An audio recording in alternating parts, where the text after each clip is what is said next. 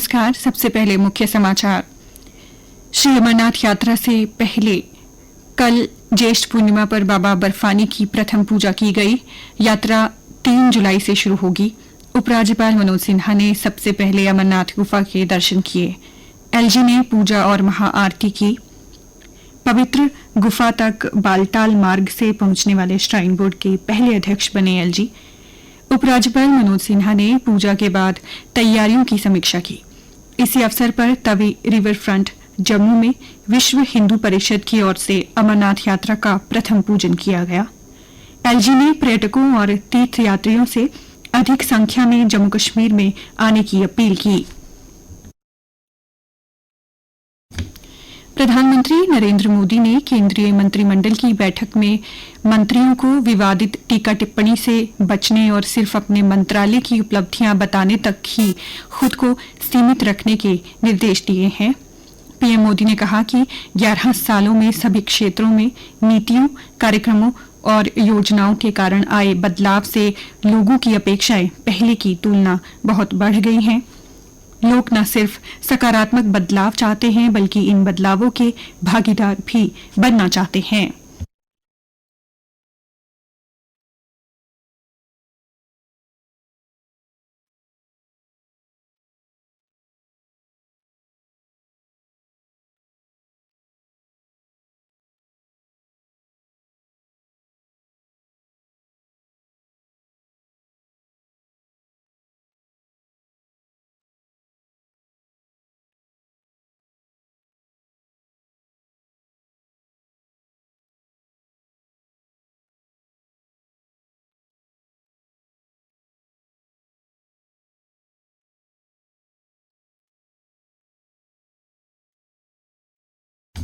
मुख्यमंत्री उमर अब्दुल्ला ने कहा कि सरकार पर्यटकों के अनुभव को बेहतर बनाने के लिए काम कर रही है।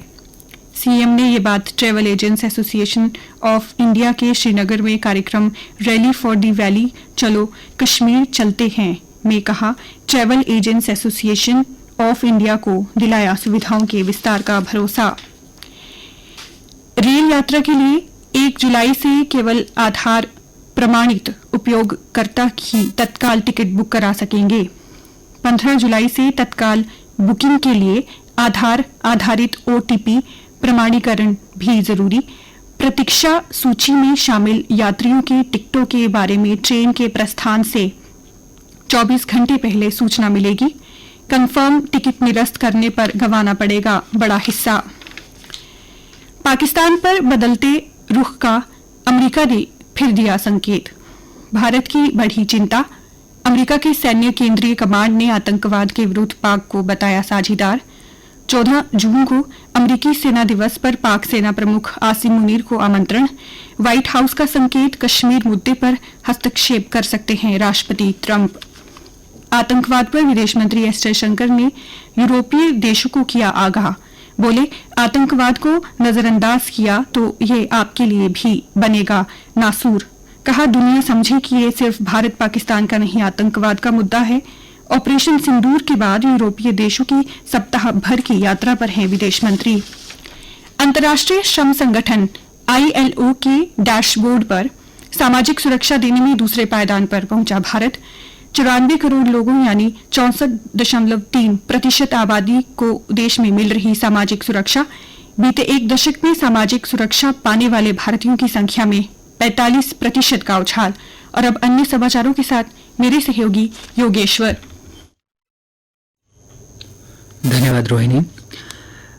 नायब तहसीलदार की भर्ती में उर्दू की अनिवार्यता पर सियासी घमासान तेज। कैबिनेट में सब कमेटी की रिपोर्ट रखे जाने के आश्वासन के बावजूद छात्र संगठन विरोध की राह पर। नेता प्रतिपक्ष श्री सुनील शर्मा ने उपराज्यपाल श्री मनोज सिन्हा को पत्र लिख उर्दू की अनिवार्यता खत्म करने की मांग की।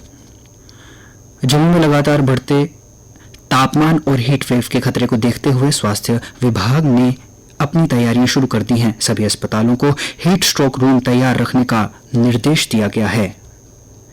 जिला विकास परिषदों डीडीसी के भविष्य को लेकर असमंजस गहराता जा रहा है। उन्हें समय से पहले भंग किए जाने की अटकलों के बीच उनके चुनाव न कराए जाने की चर्चा चल रही है। मुख्यमंत्री उमर अब्दुल्ला ने बुधवार को यकीन दिलाया कि प्रदेश कैबिनेट जल्द ही आरक्षण के मुद्दे पर कैबिनेट उप समिति की रिपोर्ट पर अपना निर्णय लेगी। समिति की सिफारिशों का आंकलन किया जाएगा और उसके आधार पर ही यथोचित कार्रवाई की जाएगी। आईआईटी जम्मू में डेटा विश्लेषण से इंसान का बर्ताव समझने की तकनीक सीखेंगे छात्र। पहली बार 4 साल का BSc in behavioural science programme शुरू किया जा रहा है। बता दें, इस कोर्स में कुल 25 सीटें हैं। शहर के नगरोटा स्थित संत आश्रम में बुधवार को संत कबीर जी की जयंती धूमधाम से मनाई गई। ये आयोजन संत सुदर्शन महाराज के मार्गदर्शन में आयोजित किया गया था। इस मौके पर दिवंगत देवेंद्र सिंह राणा की बेटी दिव्यानी राणा भी मौजूद रही। लॉस एंजलिस के बाद न्यूयॉर्क, शिकागो भी हिंसा की चपेट में। ट्रंप प्रशासन की आप्रवासन नीतियों के खिलाफ शुरू हुआ हिंसक विद्रोह। लॉस एंजलिस में कर्फ्यू के बाद अमेरिका के अन्य शहरों में भी भड़की हिंसा। खेल समाचार।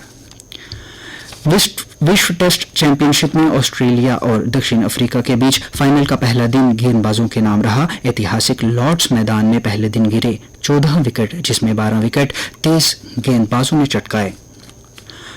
रोहन बोपन्ना ने बेल्जियम के सैंडर गिल के साथ मिलकर बुधवार को एटीपी 250 बॉस ओपन के क्वार्टर फाइनल में प्रवेश किया।